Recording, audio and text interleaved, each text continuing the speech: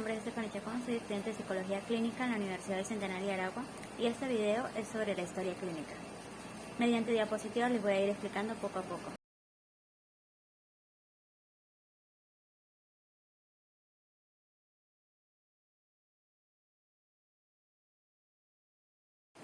Como podemos observar en la siguiente diapositiva, que es la definición de la historia clínica, se puede definir la historia clínica como un documento legal de la rama médica que surge del contacto entre un paciente y un profesional de la salud, donde se recoge toda información relevante acerca del paciente.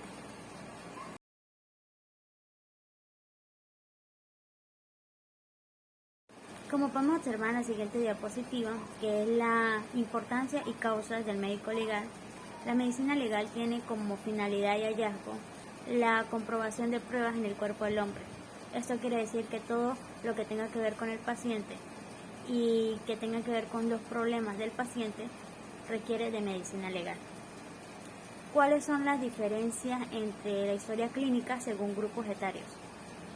Como sabemos, la asistencia a pacientes, ya sea en hospitales, ambulatorios o cualquier centro médico, requiere de mucha información, tanto médica como administrativa.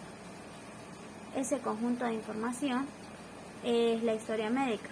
En el caso de la historia clínica, es el conjunto de información que se recoge hacia el paciente, información de valoración que es personalmente del paciente y que demuestra el estado como tal del paciente y cómo va evolucionando.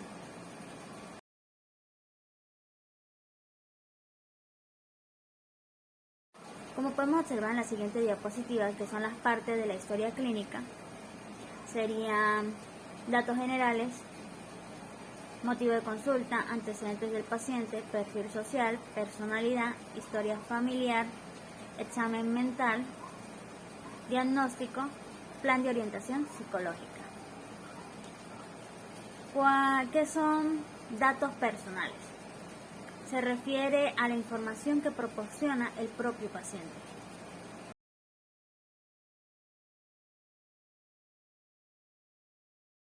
Como podemos observar en la siguiente diapositiva, que es motivo de consulta, dentro del método clínico, fijar el motivo de consulta o ingreso constituye la formulación de problemas. Esto se refiere a las dolencias principales del enfermo. ¿Qué es enfermedad actual? Es una síntesis que describe los principales síntomas, trastorno o preocupación principal expresada por el paciente al momento que solicita atención médica.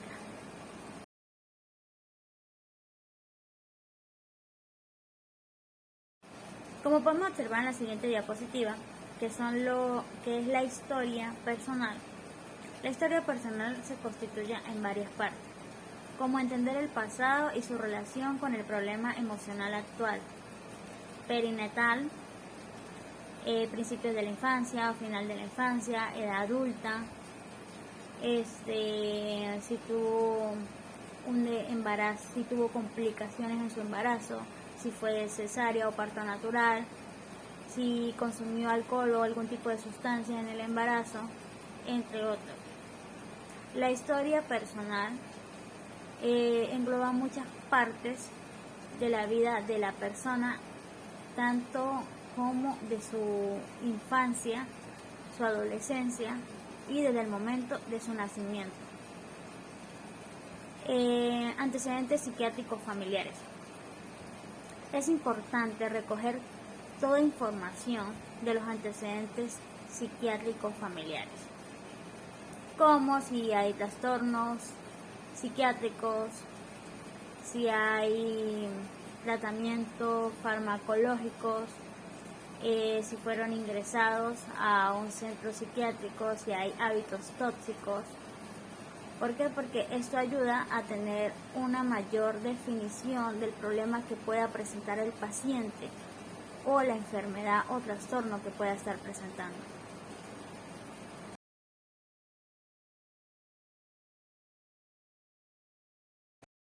Como podemos observar en la siguiente diapositiva, que son los antecedentes psiquiátricos personales, esto incluye personalmente al paciente.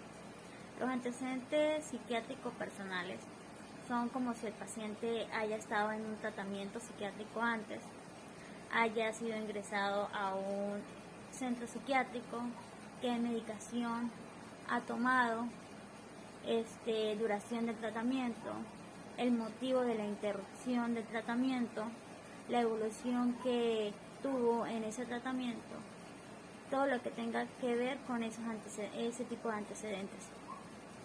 Antecedentes penales.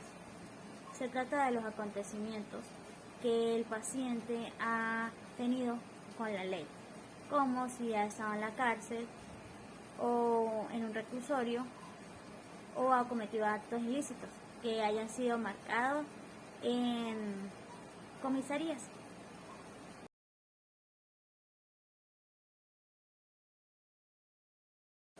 Como podemos observar en la siguiente diapositiva, que es la historia familiar es la información del paciente y de las personas cercanas al paciente, como familiares. Esto nos ayuda a tener una mayor conclusión del problema que puede estar presentando el paciente. ¿Qué es un familograma? Un familograma o un genograma es un instrumento de trabajo impredecible para todo médico de familia, ya que nos permite conocer datos de la familia con tan solo verlo.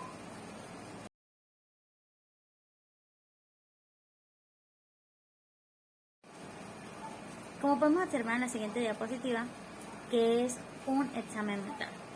Es la recolección de datos para la evaluación del paciente, como las manifestaciones comportamentales, tanto afectivas como cognitivas, el comportamiento y la personalidad del paciente. Todo ese tipo de cosas se evalúan en un examen mental. Interconsultas a otras especialidades y exámenes complementarios. Todo médico, independientemente de su especialidad, necesita, en algunos casos, el consejo de otro sobre la atención de ciertos pacientes.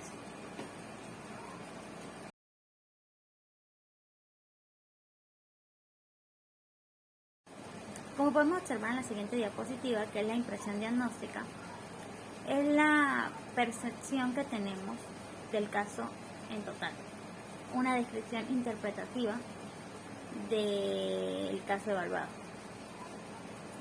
Diagnóstico diferencial. El diagnóstico diferencial es establecer las diferencias que existen entre los síntomas que corresponden a este caso, al trastorno, y los síntomas que corresponden al otro trastorno o enfermedad.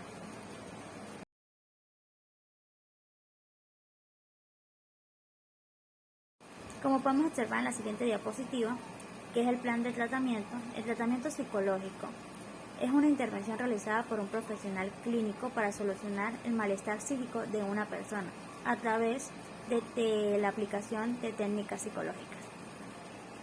Evolución intraconsultas intrahospitalaria. Las interconsultas hospitalarias constituyen un servicio que ofrece de una de las especialidades a otras con la función de ayudar a resolver complicaciones de los pacientes ingresados en las distintas unidades del hospital.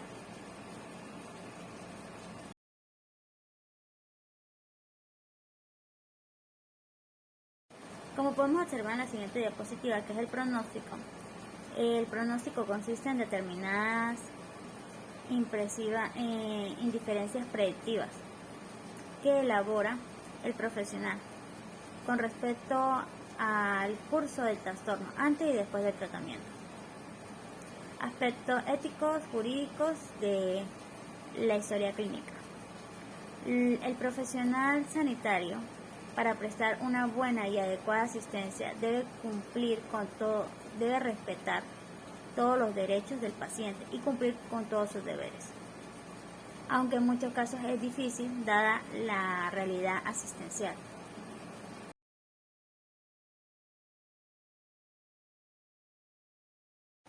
Bueno, este fue todo mi video, espero que les haya gustado.